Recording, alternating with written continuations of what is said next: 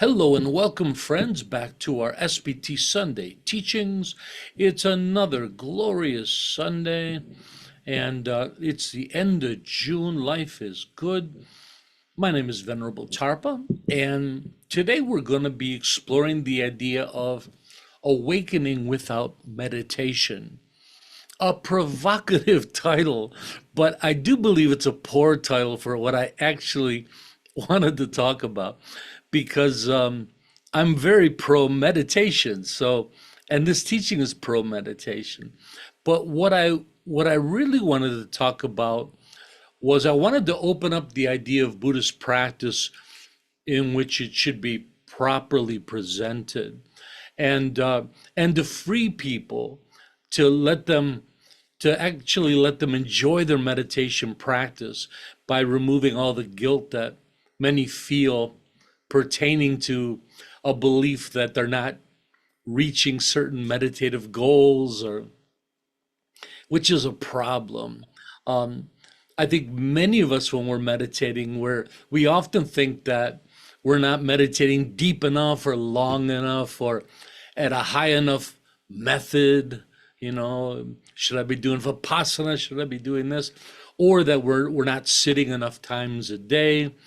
Um, and it seems like we all seem to apply this imaginary bar of experience that we all believe we should be achieving, and a bar that oftentimes we fall short of succeeding, and it leaves us with those feelings of guilt, of insufficiency, right? But oddly enough, when I talk to people, the question comes up, who created this bar? I should be able to sit like this with only so much thought, and my mind's wandering too many times in meditation. And but I have to ask that, like, who created this bar?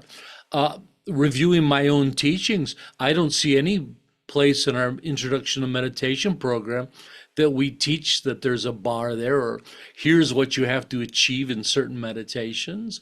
We don't share that. And in most cases, I find it to be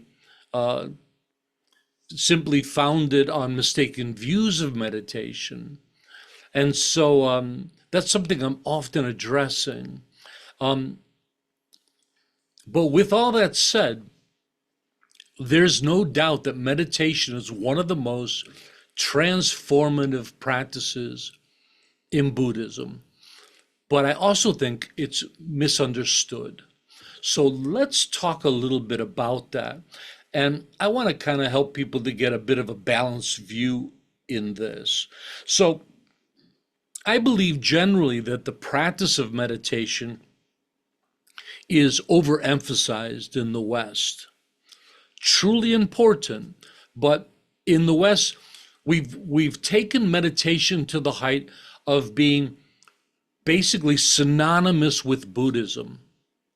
That Buddhism is meditation, meditation is the practice of Buddhism.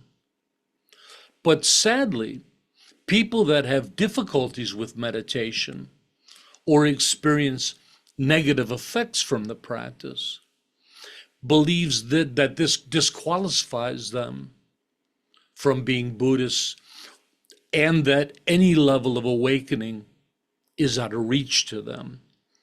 And I think there's a large population that feel that way. I think a lot of people turn away from Buddhism because, for whatever the reason, they have problems engaging with meditation. So, and these issues can range from mental and emotional challenges.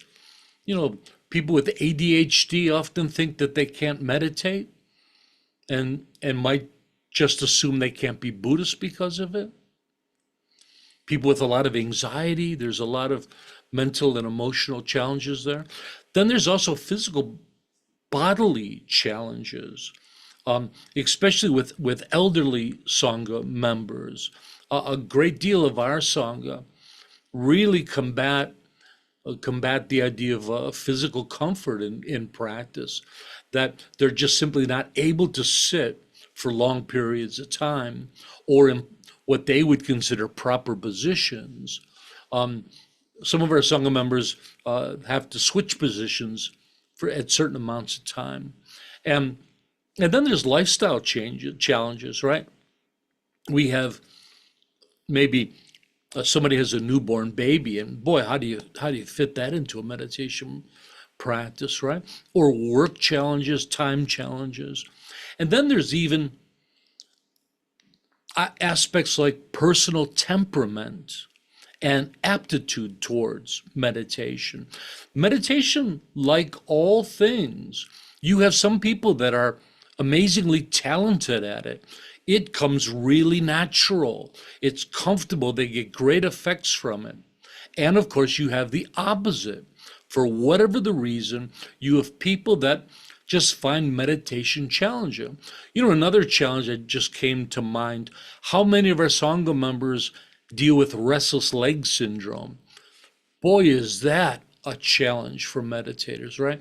So there's all these different things pertaining to meditation. But the fact is, in traditional Buddhist countries, the majority of the Buddhist population doesn't meditate, at least not regularly. When you go to Tibet, you know, most Tibetans don't meditate. It's a Buddhist country. Your regular Buddhists on the street, most people don't meditate. In Theravada countries, you know, that's something that monks do, that monastics do. That's something that serious practitioners do. So in the world, most Buddhists don't actually meditate. And I think even in the West, I think there's a lot of Buddhists who believe they should be meditating and they're not, and they feel guilty about it. The fact is that in most traditional Buddhist countries, the main practice is the development of virtue and accumulating merit. And this is by far the most widely engaged practice in the world for Buddhism. And that includes making offerings to the temple, making offerings to monastics, doing practices to create virtue, like reciting a certain amount of mantras, or walking in circles around buildings, getting blessings from a teacher. All these things, these are the most widely practices in Buddhism. And again, meditation in most of those countries is seen as something for advanced practitioners. And I would say it is. In Buddhism, meditation is an advanced practice, right? So there's an aspect of the Dharma and the practice of meditation that's rarely shared. And we've talked about it here, and I've gone back and forth with it, that there are potential risks in meditation. And there's been studies out for quite a while now that shows a certain percentage of potential risk for people that engage in meditation. Clearly, you know, for the majority of people, it's a very safe and easy practice. Let's take out the word easy. It's difficult for some, but it's a safe, straightforward practice. But there was, I remember Dr. Greger did I'll put the link of Dr. Greger's video on our social media after we do this. But he did a really, Dr. Greger, I call the Dalai Lama of nutritionists. He's amazing, and he's an amazing researcher. He did a piece on meditation, and I was surprised by it. And the fact that he claims up to 20% of people can have a negative experience with meditation. But we have to have some caveats there. And so when we're talking about negative effects from meditation, he's talking about often some lighter effects. One of them is being just anxiety, or even depression, but some severe.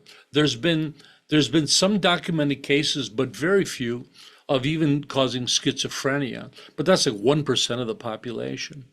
But so I think out of that 20% that have negative effects, I think most of those are just going to be simple things like instead of meditation making people calmer, they actually experience anxiety from it, or fear, or any kind of depressing kind of side effects. And so those are there and those are real. Now, for a while, I wasn't quite sure what to do with this because, on one end, clearly we have a responsibility to point that out to people when they enter our programs. And we do have a little piece that's in the beginning of our text that says it. But on the other end, meditation often amplifies or exaggerates emotions, feelings, mental states that we bring into meditation. So by talking about and letting people know of the risks in meditation, you can possibly actually induce those risks, those problems in people. So if you tell people at the beginning of a meditation class, there is a potential that you'll have a negative experience and you might be anxious or get depression or fear, then that worry can actually manifest within the meditation. So generally, these risks aren't talked about, and then they're shared when it becomes needed. So when someone will come to me in a retreat and said, I just experienced some fear in my meditation, then we would go about addressing that. So that's been something that I've been debating for a long time, and how to actually deal with that. Hey, with that said, let's move on to something fun. I got a slide for you. We're always doing something fun for everybody. Okay, so as many of you know, the Buddhist path is the threefold path, right? And the threefold path can be broken up into the eightfold path. Buddhism loves its numbers. Do you know there's actually a book out that's called The Buddhist Book of Numbers, I believe is the title. And it's just kind of an encyclopedia listing all the numbered things in Buddhism, because there is an endless assortment. The 3 this, the 5 that, the 2 this, the 7 that. And I thought that was very funny. In Buddhism, the threefold path, which is the Buddhist path, they're one and the same. The 3 are the development of higher understanding, the development of higher virtue, and the development of higher awareness. So these 3 aspects of the Buddhist path can also be seen as directions or ways to engage and practice Buddhism. So for the Buddha recommended all 3 to be practiced in a holistic, inclusive manner, right? All 3 benefit each other. All 3 have a form of attainable wisdom that benefits the other, right?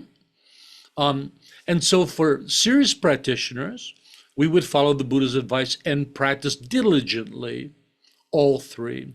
Higher understanding can be thought of study, contemplation, understanding who and what you are, understanding the true nature of reality, and basically understanding the Buddhist teachings, right? And the Buddhist model of reality. Higher virtue is about being a good person. And in Buddhism, it's about holding precepts of awakened conduct and behavior. And in a sense, I always like to say it's about becoming a beautiful being, right? Virtuous, good, beautiful being. Higher awareness is more dealing with our perception, our perspective, and this is often gained through meditation and mindfulness, reaching higher states of awareness, of higher mental and meditative states of awareness. But these can also be seen as paths in Buddhism, right? And you can practice all 3, like most of our Sangha does, I do, but through the ages, people have practiced different ones. Practicing the development of higher virtue, as we mentioned, is probably, or is by far, the most practiced Buddhist engagement in the world. This is what most Buddhists in the world are doing. They're making donations to the temple. They're doing practices to earn merit, all these things of goodness, right? But also there's been accounts in the past of people working towards awakening through purely academic styles. I read somewhere back about an ancient school that believed that you could become fully awakened academically just through study. So that would be higher understanding. And then there's always been Buddhists that believe all that you need to do is meditate. Although we have like the Zen tradition, the Chan traditions. Now, they believe in study also, but very, very heavily into meditation. And they believe just through meditation itself, all the wisdom or understanding can be attained in kind of a Gnostic way, right? So traditionally, we've had people that have tried to achieve awakening through all three paths, and all three are viable. So in this teaching today, I just want to open up Buddhist practice to everyone and show you that there's a lot more freedom than you might think there is. You know, the traditions like to present a fairly dogmatic view, telling you exactly what you need to do in what order. But the fact is, our minds are so different and our aptitudes are so different that we really need to open this up to people and help people to discover the best practice for themselves. If you really like academic world, you really like study, take advantage of it, enjoy it, right? If you want a more devotional path and practice virtue, wonderful, enjoy it. If you love meditation, you love mindfulness, working directly with your awareness, that's there. But in a sense, no matter which path we're following, we are still following them all holistically. It's just a question of balance. So say we have a Buddhist in the world that doesn't care for meditation or just has never really gotten the hang of it. And so they study higher understanding and they practice being a good person, higher virtue. So that's the path that they have going on. But all three of these benefit from each other. Through understanding who and what you are, the nature of reality, understanding how life works, right? Experiencing life directly, it does benefit your awareness. You can gain a higher awareness through practicing higher understanding. You can gain higher awareness from practicing higher virtue. When you practice being a beautiful being, it does something to the mind. It does elevate your awareness. And I would say the same for each one of these. Higher awareness brings with it higher understanding, higher virtue. Virtue brings with it an understanding, a wisdom of awareness, right? So what we're really talking about, we're all still practicing holistically, but you have a freedom to work in areas that are comfortable for you. And now, besides that, you also have to keep in mind kind of the evolutionary structure of your path, meaning that maybe when people first come to Buddhism, they find meditating very boring and tedious. And they try it for whatever the reason, they're not in love with it. And they decide not to. But through other practices, like through study and understanding and virtue, which are in developing our awareness. At the beginning, they might not care for the practice, but later on, all of a sudden, the clarity and the importance of meditation could arise in them. And then later, they could become wonderful, wonderful meditators. So there are different places on the path for different people. Again, I'm really trying to make this teaching about pointing out the freedom that we all have in our teaching, in the Buddhist path, in the Buddhist teaching. And, oh, what else do I want to talk about? I'm going to look at my notes if you don't mind. Oh, so SBT accommodates and embraces all of these different ways of engaging with Buddhism. Ultimately, your decision about the direction of your path is dependent on your practice goals and your lifestyle.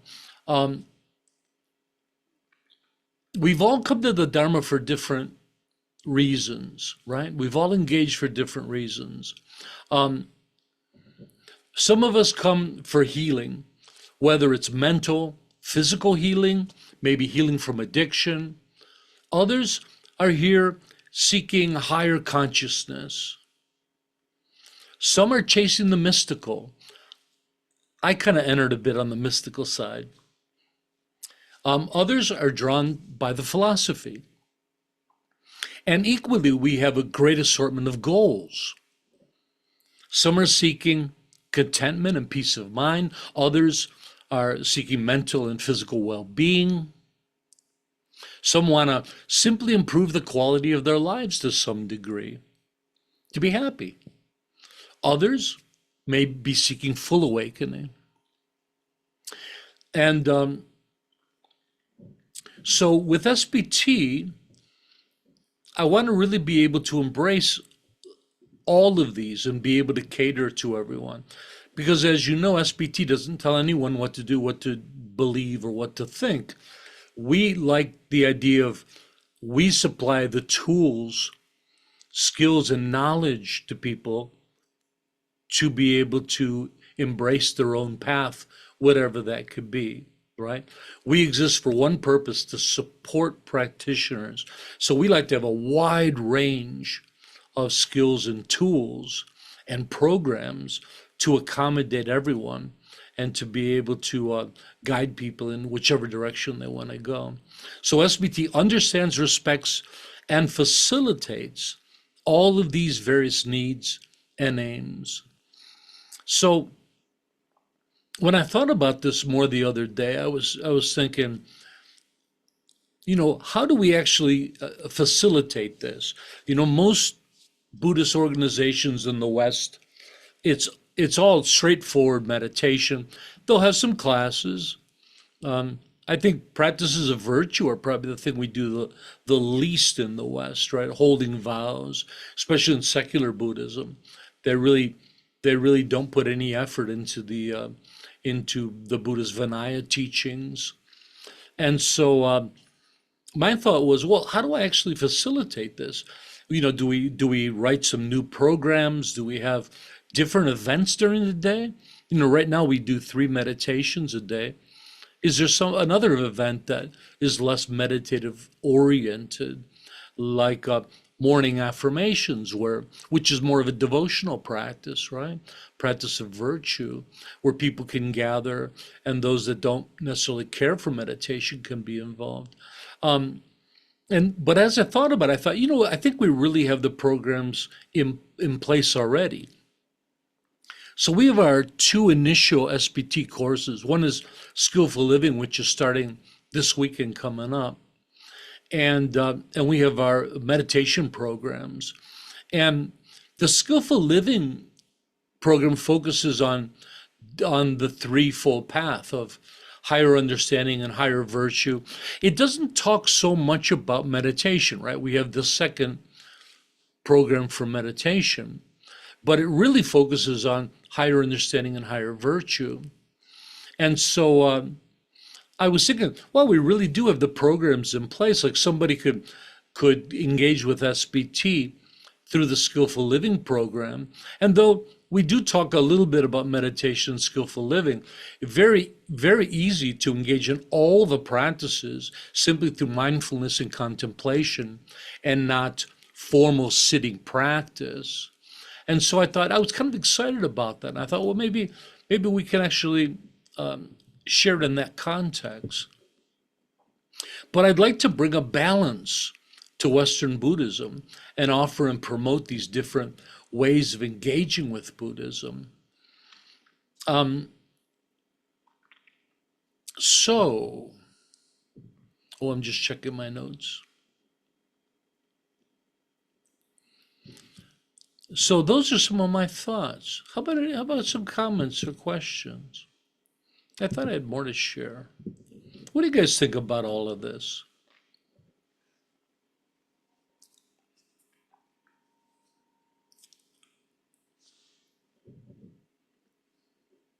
I think some of the other stuff would kind of be beneficial, like you said, for people that can't do meditation or the meditation really isn't their thing. They might be interested in just some of the the Dharma type of interactions. Very much so. And people kind of do it on their own.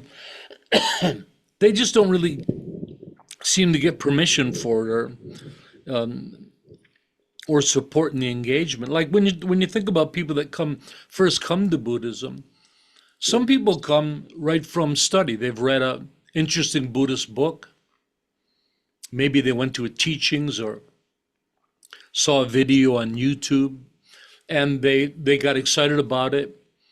And so they enter. And of course, the very first thing uh, that's recommended is to get into really heavy meditation, right? Other people can start the other way. Some people start maybe meditation classes in yoga, in their yoga class, and then they fall in love with meditation and they come to Buddhism for that. But I'm kind of surprised that the West doesn't embrace the idea of devotion and virtue like traditional Buddhist countries do. We had a discussion a little while back about why we thought that was true, and I think it's because I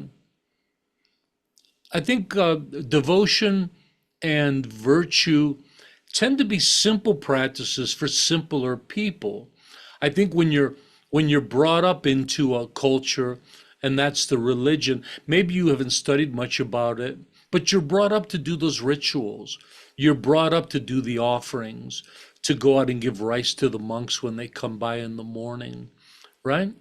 And it reminds me of a family that I had in the Western Christianity. I had an aunt who I don't think she was very knowledgeable about Christianity. She didn't quote the Bible, but she went to church like 5 days a week, and she had her rosary and she made offerings.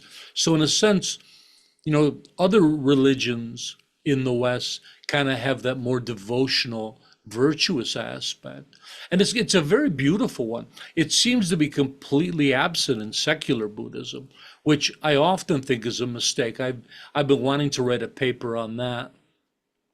The fact that because I think people see virtue and devotion as religious practices, but sometimes I wonder if that kind of faith and devotion doesn't have to be religious. It doesn't have to be to a deity.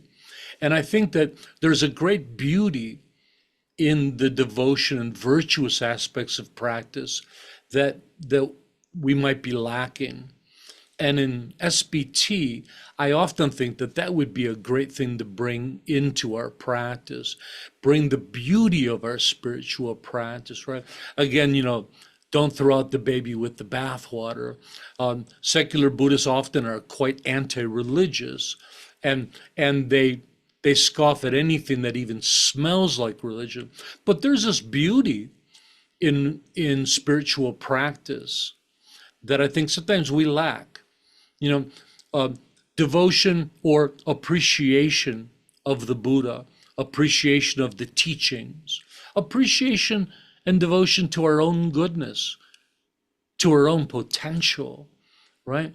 There's a great beauty in that I really think would be beneficial to our practice. Miss Jennifer?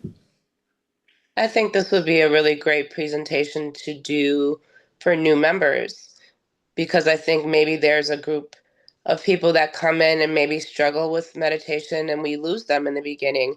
And maybe having this presentation would be beneficial for them to know that, hey, maybe I'm not catching on to this meditation thing right away, but there's other ways that I can, adhere to Buddhism. And maybe, some people would stick around that might not normally stick around. Yeah, and though people don't need permission, some people like to feel like they have permission Yes, to engage in what's comfortable for them. And for them exactly. to say, oh, it's okay for me just to study a little bit. And they Hmm. can even come to daily meditations and log off when the meditation starts, Yeah, just to be a exactly. part of community. Or just stick, with their with the affirmations, if they're comfortable with that practice, or coming to the teachings, or it's okay if meditation isn't clicking with you right away, but And just, yeah, and letting everyone know that you have the freedom to engage in any way you'd like, that yes, we're there for you, right? And yeah, it also frees us in our own, for meditators, this frees you in your own meditation. it I does. remember Martine Batchelor had a wonderful saying. She says, if you like to meditate, meditate. If you like to meditate sometimes, meditate sometimes. If you don't like to meditate, don't meditate. So the idea is, even in our own meditation practices, I think some of us, we feel like, well, I should be practicing longer like the other meditators, or I should be at a higher level of practice like the other meditators. Or, there's a sense, again, that invisible bar that we're always measuring ourselves against. But as meditators, it's okay to meditate 5 minutes a day. It's okay to meditate 10 minutes a day. It's okay to meditate sometimes, maybe not every day. Maybe you meditate on the weekends. Maybe I want everyone to realize the freedom that's there. And I really hope that through that you'll find the beauty and joy in your practice, which I think is often not there. Miss Amala, please. I have changed a bit since I joined, and some people are interested now in Buddhism, but they are focusing on the meditation aspect of it, just as they're saying. And now I have some ammunition as to why they don't really need to meditate in order to practice. To be honest, the ultimate goal in Buddhism is to develop the understanding of our true nature and the true nature of reality, right? That understanding is what liberates us. Now, the threefold path is there because those are the three elements that help us to achieve it. But ultimately, it's right understanding or right view which is going to enlighten us. And I often think that understanding myself in life is the most valuable, I think, out of all of them. It's hard to say that because they are so interconnected. They are all so important that usually I really refrain from picking one, right? But ultimately, it's right understanding that does it. So that wisdom of the Buddha, right? Reading that, finding some sutras, but but helping ourselves understand how life works, how to interact properly with others, what makes us happy, the nature of reality. That is what awakens us. Mary Lou? Well, yeah, if the object of meditation is supposed to be getting an introspection to oneself so that you can understand your mind, then you are not confined to just sitting in one place and going, you can meditate washing the dishes, you can meditate out in the garden, you can meditate, shopping at the co-op, you can meditate any place because it's portable and you take your thoughts with you anywhere you go. Now, personally, I can't sit still for love nor money unless I'm either doing something with my hands or I'm in front of a sewing machine. But just sitting in one place, the only other place I can sit for that length of time is where. And you know, seriously, I just cannot sit because then all the little voices in my head start going ba ba ba ba ba, and that to me is no fun, and it ends up being more of a hindrance than anything else. I So am so glad you said that. And what an auspicious coincidence that you come on this day of teaching, because you're exactly the audience that I was hoping to reach. And that shouldn't hinder your progress in Buddhism in any way, of finding they call happiness and that awakening. karma, don't they? Pardon me? They call that karma, don't they? And you're right about meditation. Meditation off the cushion we call mindfulness. Hmm. And we believe with SBT that meditation and mindfulness are basically the same practice. One's just formal as seated, and the other one is like you said, when you're at the co-op, when you're walking around. So exactly, when we're practicing higher awareness, it doesn't have to be meditation. It can be contemplation and mindfulness. And so, how about our mind training for the folks who have taken bodhisattva vows? Mind training is something we contemplate during the day when we're out and about, right? They're powerful practices, right? So when people like Mary Lou come along and it's just for whatever the reason, meditation, isn't that that wonderful uh, single practice that solves all her problems. That yeah, we have all these things to choose from. Mary Lou? Yeah, I mean, as a neuro geek, I absolutely should understand why meditation is so helpful, because it feeds right into your autonomic nervous system and moves you from the sympathetic to the parasympathetic system. So, from a neurological basis, I understand why it's important and how it can help, and how working the breathing, your what is it called, pranayama, whatever that the breathing, how that then feeds into a better vagal response, for your heart and your lungs and your digestion and all that other. So I understand why I should do it. I just have a difficulty doing it, and maybe I'm just not sticking with it long enough. It doesn't matter why. Here in SBT, we have a lot of people with ADHD, and meditation is, and including myself, meditation is very challenging. Or someone has restless leg syndrome, or they just don't necessarily have the temperament for it. They're just kind of a energetic person that has problems with. We do have other practices like walking meditation that they can do. But the point that we're trying to make today is just that there's a broad range of practices and a great freedom in practicing that. But in the West, it seems like that's not really seen that way. Buddhism is meditation, period. David, would you like to share? Where to start? Um, as somebody who has been a devotional Buddhist in the past, um, and as aware of the beautiful, lovely, harmonious feelings that can generate, it does seem to me that it's always a dead end.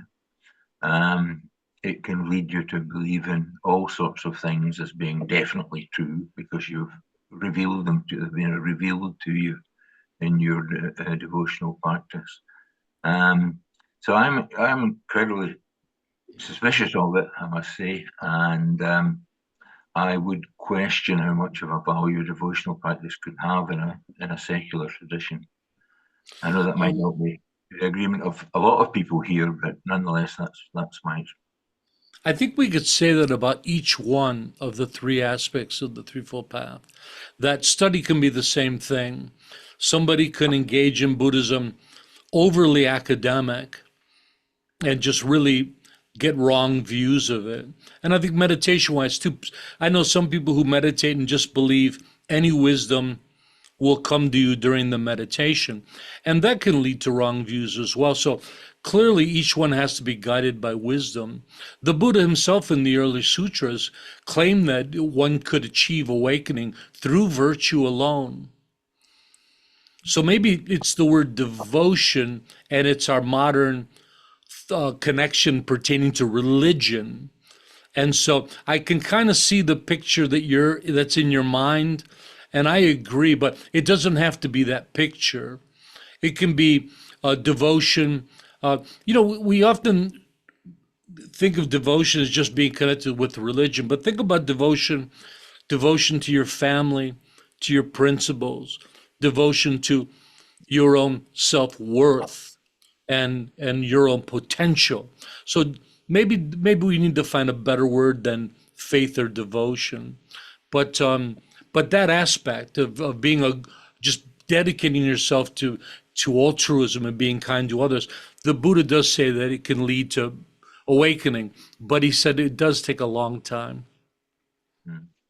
Fair enough. I think that Oh, faith and devotion have clearly got such religious connotations that it maybe takes us in the wrong direction. But, yeah, maybe we got to come up with a better term. Thank you. But it is the proper term when we talk about Buddhists in traditional Buddhist countries. When you see them practice, that's the only word that comes to mind. Tibetans are such devout practitioners.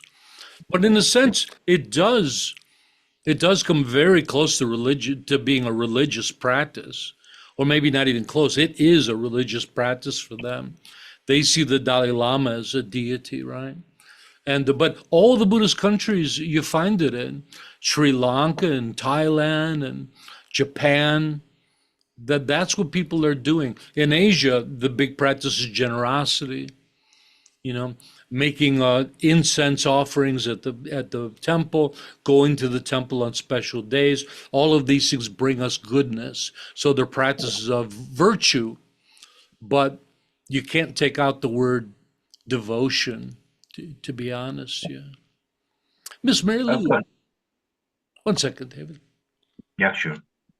No, that's if he wants to go, that's fine. Would you like to go? It's just always.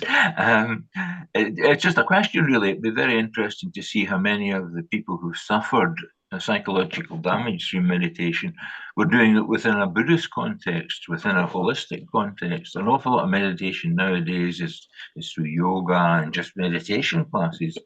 So I'd be That's a interested. good point. I didn't think of that.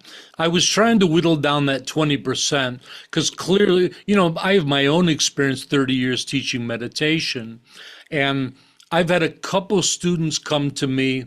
Usually they're in more intense things, like during a retreat, and people have come to me uh, asking for help because they had a really negative, fearful, or depressing experience, but so few.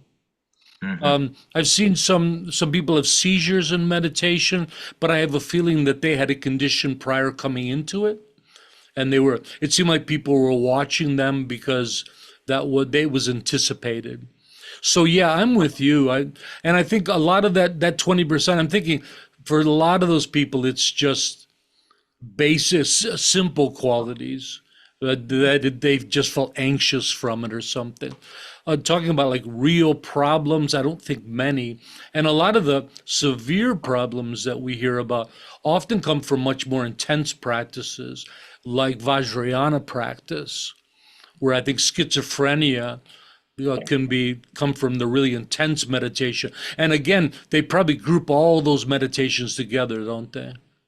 Yeah. Yeah. Thank you, Tarpa. Mary Lou? Yeah, don't mean to hog the microphone here. We love it. In the Hog newbie away. in the room here. A couple of things.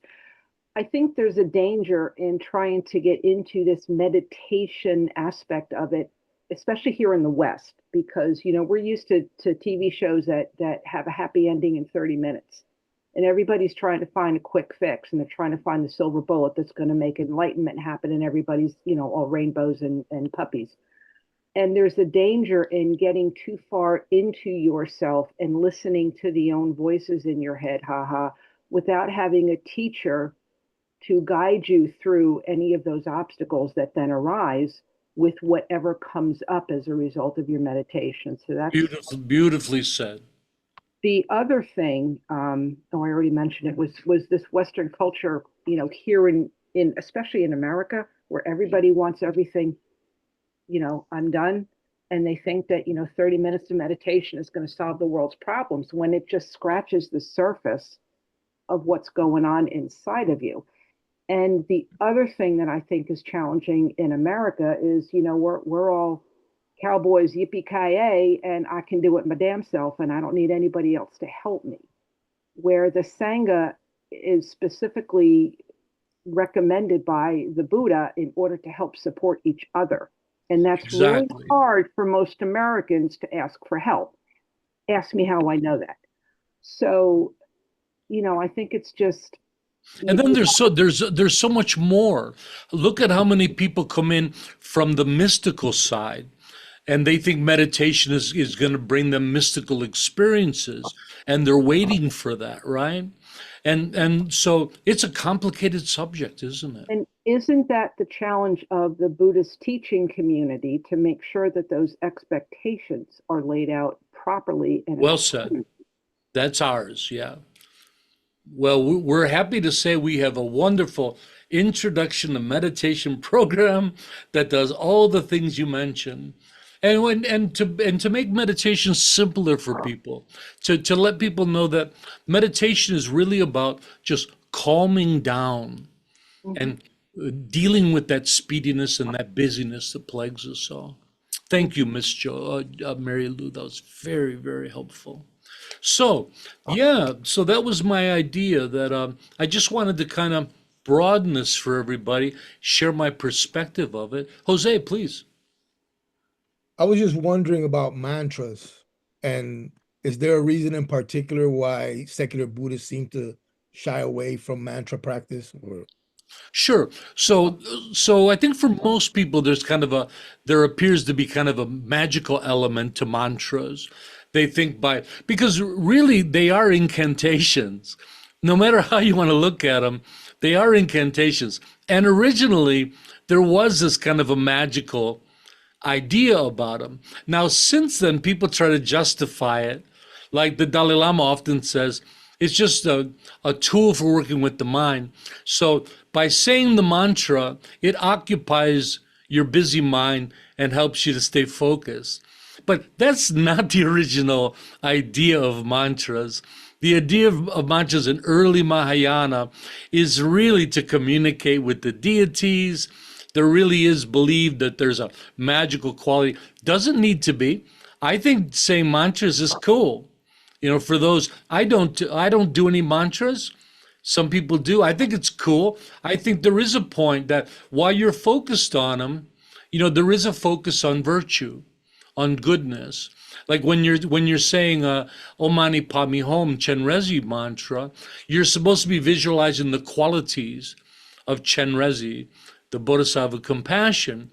So, there can be a very productive psychological effect from them.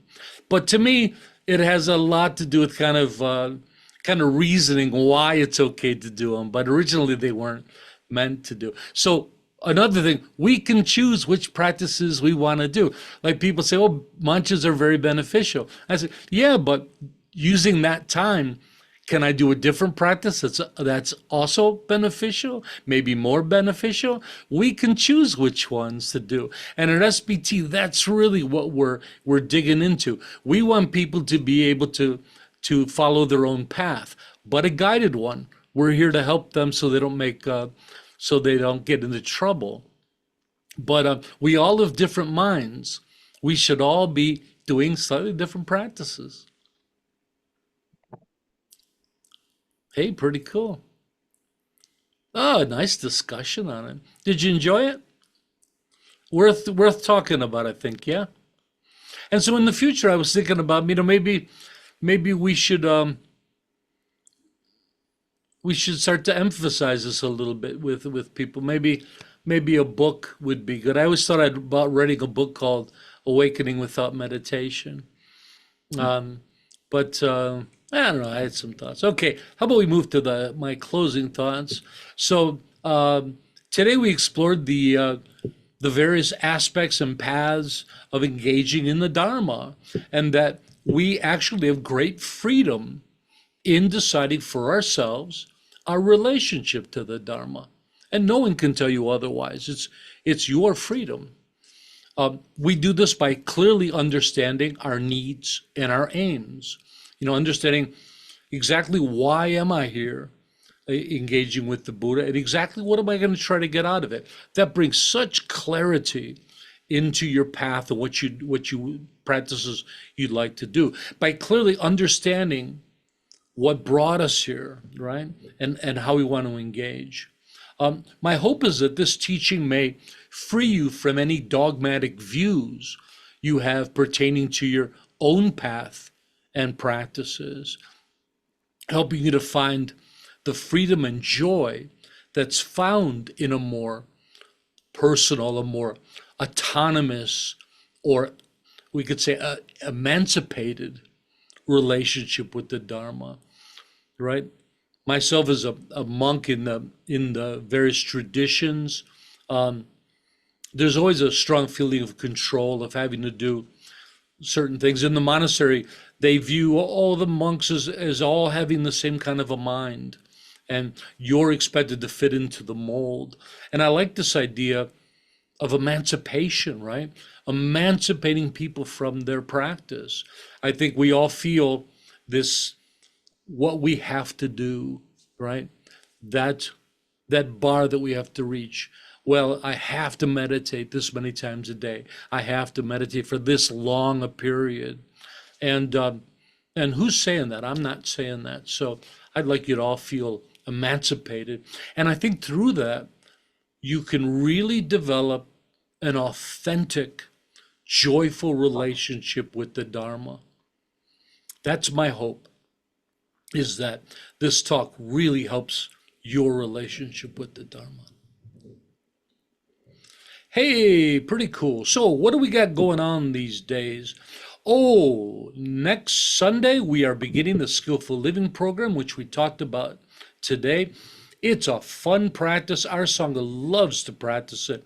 It has some unique engagements and practices of Buddhism that you won't find in other places.